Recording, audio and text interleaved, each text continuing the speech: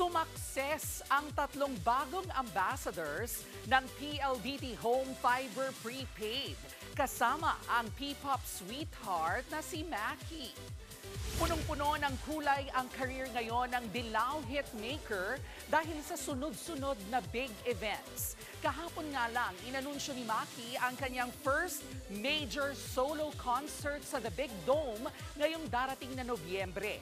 Kasunod po yan ng inaabangang release ng kanyang debut album next month na Color Coaster.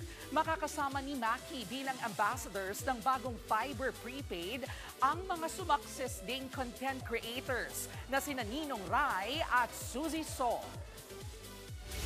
It's an honor to be a part of the PLDT family. Thank you so much for choosing me as a representative po ng singer na mga sumakses sa buhay. So maraming salamat po. Mga kapatid, Jervy Wrightson po, eto na nga.